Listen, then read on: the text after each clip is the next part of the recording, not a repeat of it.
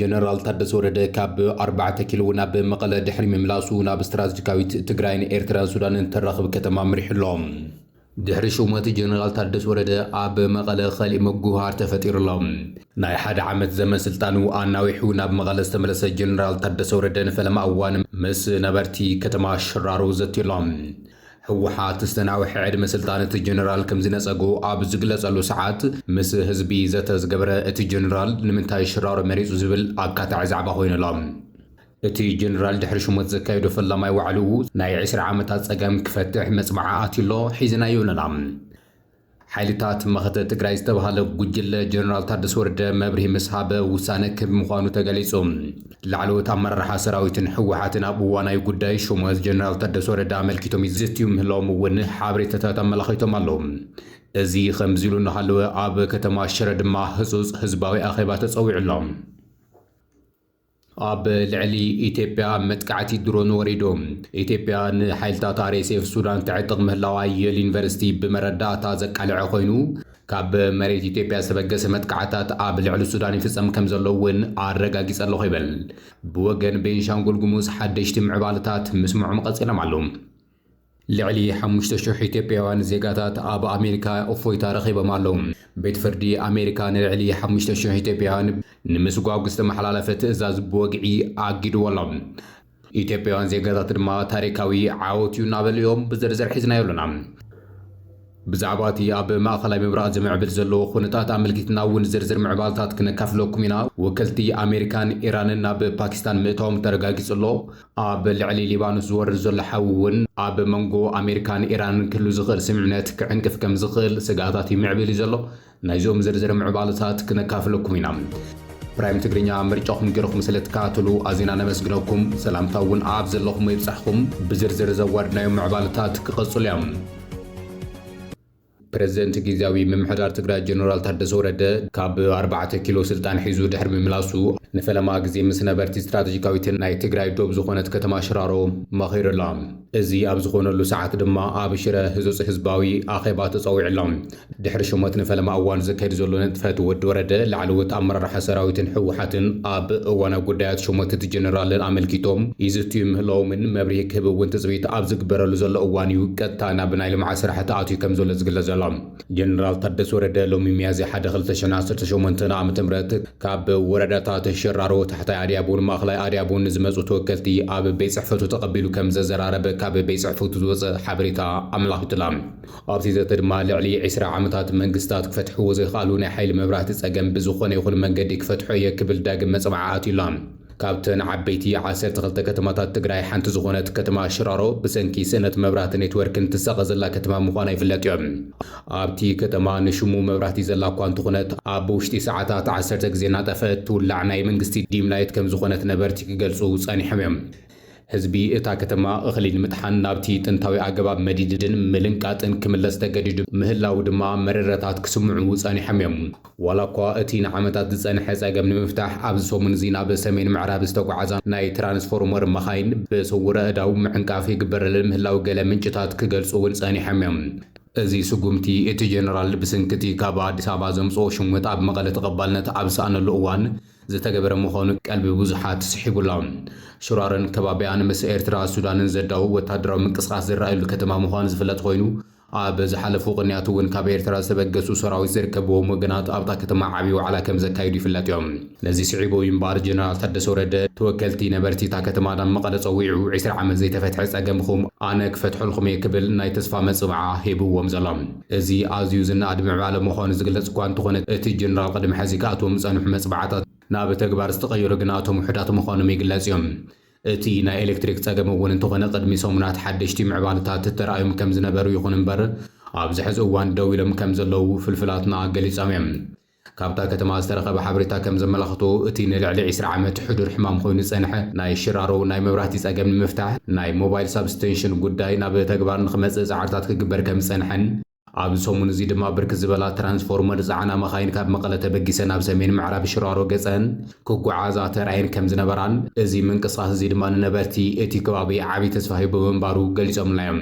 እንተኾነ ግና ገለ ፖለቲካዊ ረብሓ ዘለዎም ዝተባሃሉ ኣካላት እዚ ጸገም እዚ ከይፍታሕን እተን መኻይን ናብ ቦትአን ከይበጽሓን ምዕንቃፋት ይገብሩ ምህላዎም ዝበጽሕና ሓበሬታ ኣመላኺቱ እዮም። እቶም ጸገም ይፈጥሩ ኣለዉ ዝተባሃሉ ኣካላት ብዕሊ ኣይተገለጹን እዮም። እዚ ከምዚ ኢሉ እናሃለዉ እምበር ጀነራል ታደሰ ወረደ ናብታ ከተማ መሪሑ እቲ ጸገም ንምፍታሕ ከም ዝሰርሕ ዝገልጽ ዘሎ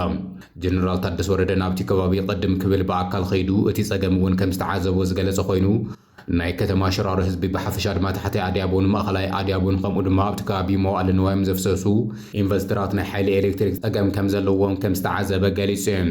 ነቲ ዘተ ኣመልኪቱ ኣብ ቤት ጽሕፈቱ ዝወጽእ ሓበሬታ ከም ዘመላኽቱን እዚ ጸገም ብግዝያውነት ብዘለቐ ንምፍታሕ ዝከኣሉ ኩሉ ንምግባር ምስ ዋና ስራሕ መካየዲ ሓይሊ ኤሌክትሪክ ኢትዮጵያ ሪጅን ሰሜን ኣይተ ሮቤር ከም ዝተዘራረበ እዩ ዘመላኽት። ብተወሳኺ እውን እቶም ጥርዓን መቕረብቲ ተባሂሎም ካብቲ ከባቢ ተወኪሎም ዝመፁ ኣካላት ብወገኖም ኣብታ ከተማ ዘሎ ናይ ማኒፋክቸሪንግ ይኹን ኣግሮ ፕሮሰሲንግ ኢንዱስትሪታት ስራሕቲ ዛጊድ ምላሽ ዘይምርካቦም ዓብዪ ጸገም ምዃኑ ገሊፆም ለይበልቲ ሓበሬታ እዚ ከምዚ ኢሉ እናሃለዉ ድማ ሓይልታት መቐለ ትግራይ ዝተባሃለ ጉጅለ ጀነራል ታደሰ ወረደ መብርሂ ምስ ሃበ ውሳነታት ክወሃቡ ክብል ገሊጹ ከም ዘሎ ተገሊጹ። ላዕለዎት ቁልፊ ኣመራርሓ ሰራዊትን ሕወሓትን ኣብ እዋናዊ ጉዳያት ሹመት ጀነራል ታደሰ ወረደ ኣመልኪቶም ይዝቱ ይምህላዎም ሓበሬታታት ካብ መቐለ ይወፁ ኣለዎም። ኣመራርሓ ሓይልታት መኸተ ኣብ እዋነ ኩነታትን ኣብ ዝተናውሐ ሹመት ጀነራል ታደሰ ወረደ ኣመልኪቱ ይዝቲ ከም ዘሎ እዩ ፍልፍላት ዝገልጹ ዘሎም። እቲ ጀነራል ሹመቱ ምንውሑ ስዒቡ ካብ ወገን ትግራይ ተቃውሞታት ይለዓሉ እዮም ዘሎም። ብፍላይ ድማ ሕጋዊ መስርሕ ዝተኸተለ ዘይምዃኑ ናይቲ ጀነራል ምምሕዳር ፈተና ዘእቱ ምዃኑ ይግለጽ ኣሎ። እቲ ብዶክተር ኣብዪ ኣሕመድ ዝተዋሃቡ ሹመት ካብ ውዕሊ ፕሪቶርያ ወጻኢ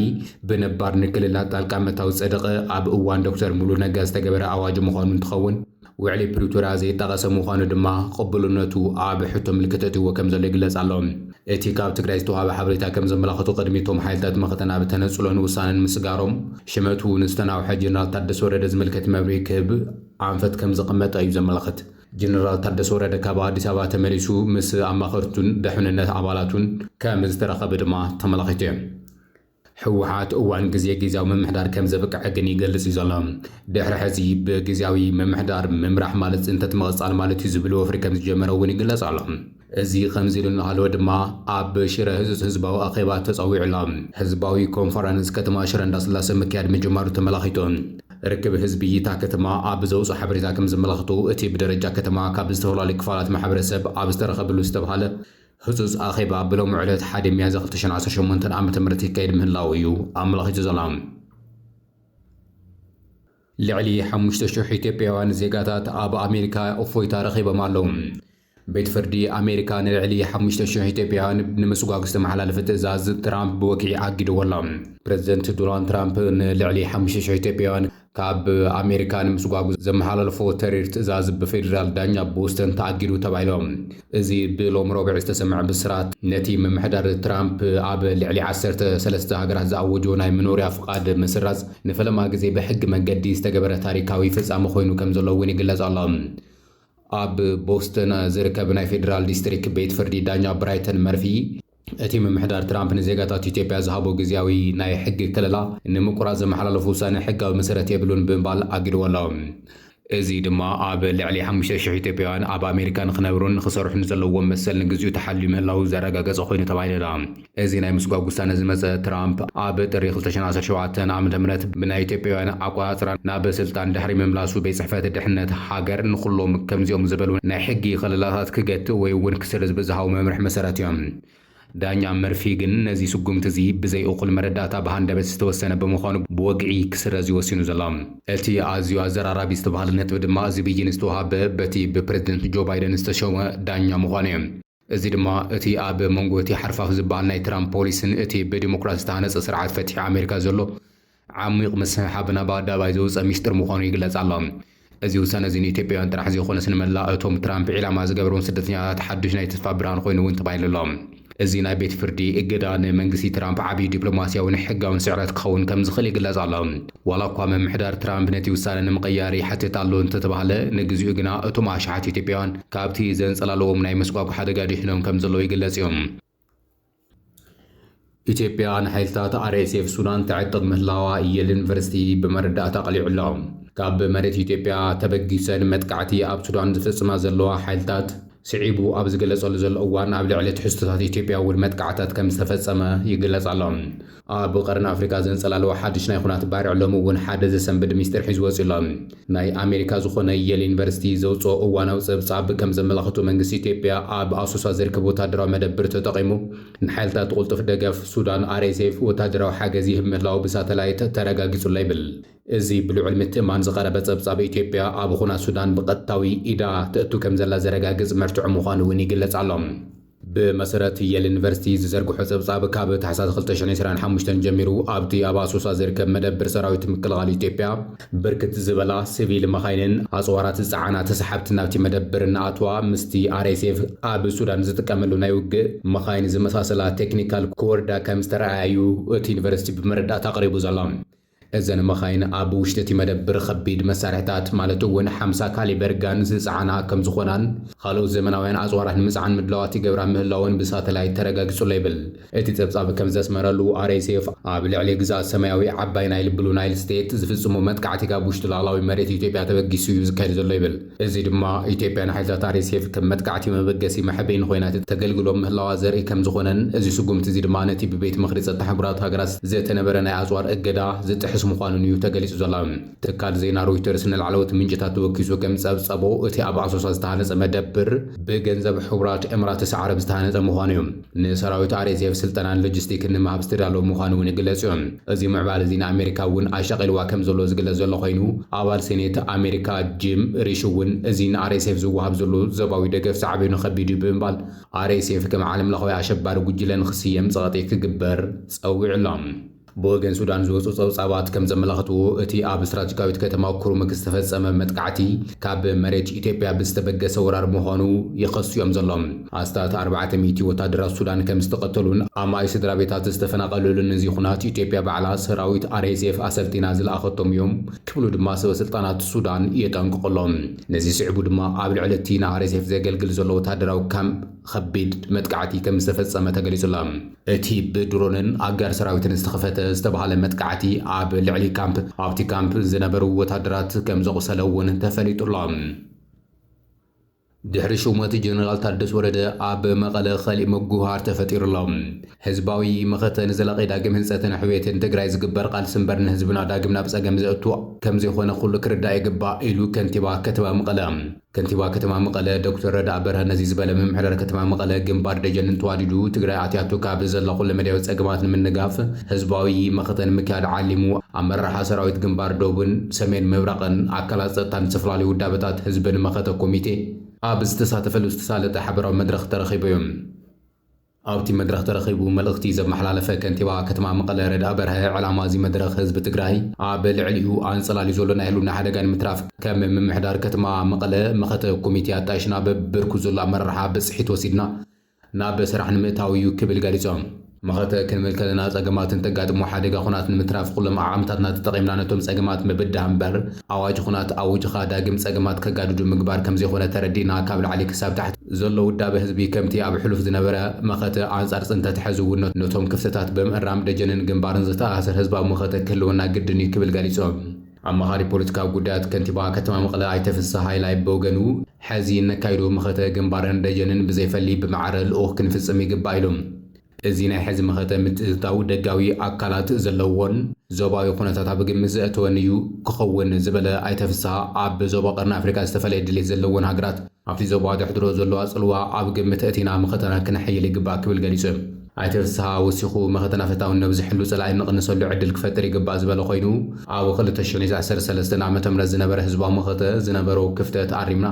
ኣሕይልና መኸተና ከም መበገሲ ጌርና ወሲድና ክንጥቀመሉ ይግባእ ኢሎም። ዕላማ ናይ ሕዚ መኸተ ግዛታዊ ሓድነት ትግራይ ክረጋገጽ ተመዛበልቲ ወገናትና ብዘይወዓል ሕድርና መረበቶም ክምለሱ ብኣውሮ ድማ ግንባርን ደጀንን ብምትእሳር ናብ ምሉእ ዓርሰ ውሳነ ዘብጽሕ ውሳነ ንምውሳን ክብል ገሊጹ እዮም። ህዝባዊ መኸተና ኩሎም ዓቕምታት ትግራይ ዝሳተፍ ኣወዳድባን ክልዎ ድማ ዘይተሓለለ ጻዕሪ ክንገብር ይግባእ ኢሎም። እዚ ከምዚሉ እናሃለወ ሚስጥራዊ ርክብ ኣሜሪካን ኢራንን ኣብ ኢስላማባድ ጀሚሮም ወከልቲ ትራምፕን ኢራንን ናብ ፓኪስታን ኣትዮም ኣሎም። ወከልቲ ፕሬዝደንት ትራምፕን ላዕለዎት ዲፕሎማስያታት ቴህራንን ገጽ ንገጽ ንምርኻብ ናብ ፓኪስታን ብምእታው ሚስጥራዊ ዘተ እናካየዱ ከለዉ ሊባኖስ ግን ብስንኪ ዝበረኸ መጥቃዕቲ እስራኤል ትነድድ እያ ዘላ። ብሪጣንያ ነዚ ሓደጋ ብምራይ ሊባኖስ ኣካልቲ ስምዕነት እንተዘይኮይና እቲ ውዕሊ ዋጋ የብሉን ዝብል ኣውዒት ኣመሓላሊፋ ኣላ። ብመሰረት ካብ ኢስላማባድ ዝለሓኹ ዘለዉ ጸብጻባት እቲ ብምክትል ፕሬዝደንት ጄዲ ቫንስ ትምራሕ ተባሂሉ ተኣሚኑ ዘሎ ናይ ኣሜሪካ ናይ ድርድር ጉጅለ ናብ ፓኪስታን ኣትያ ምህላዋ ተረጋጊጹላ። ብተመሳሳሊ ወገን ድማ ሚኒስትር ጉዳያት ወጻኢ ኢራን አባስ አራግቺ ዝርከቦም ላዕለዎት ሰበስልጣናት ቴህራን ምስ ወከልቲ ኣሜሪካ ሚስጥራዊ ርክብ ንምክያድ ኣብ ኢስላማባድ ተረኺቦም ምህላዎም ይግለጽ ኣሎ። ኣብቲ ኣብ ፓኪስታን ናይ ሰላም ጻዕሪ ዝካየድ ዘሎ ሰዓት ሊባኖስ ኣብ ትሕቲ ሓያል ናይ ሓዊ ማዕበል ትርከብ እያ። እስራኤል ኣብ ልዕሊ መደብራት ሒዝቦላ ዝፈጸመቶ ዘሰንብድ መጥቃዕቲ ነቲ ኣብ መንጎ ኣሜሪካን ኢራንን ዝተጀመረ ናይ ተኹሲ ደውታ ኣብ ከቢድ ሓደጋ እትይዎ ከም ዘሎ ዝግለጽ ኮይኑ ኢራን ድማ መሻርክትና ዝኾነት ሊባኖስ መጥቃዕቲ እናወረዳ ንሕና ስቓይ ንብልን ዝብል ስጋት ሓይልዋ ኣሎ። እቲ ኣብ ሊባኖስ ዝፍጠር ምዕባለ ነቲ ናይ ኢስላማባድ ዘተ ክብጥሶ ከም ዝኽእል ተንተንቲ የጠንቅቑሎም። መንግስቲ ብሪጣንያ ዝኾነ ዓይነት ምስ ኢራን ዝግበር ስምምዕነት ንሊባኖስን ሒዝቦላህን ዘይሓቆፈ እንተዘይኮይኑ ነባራዊ ሰላም ከምጽእ ኣይኽእልን ብምባል ሊባኖስ ቀጥታዊ ኣካል እቲ ስምምዕነት ክትኾን እዩ ጸቕጢ ትገብር ዘላ።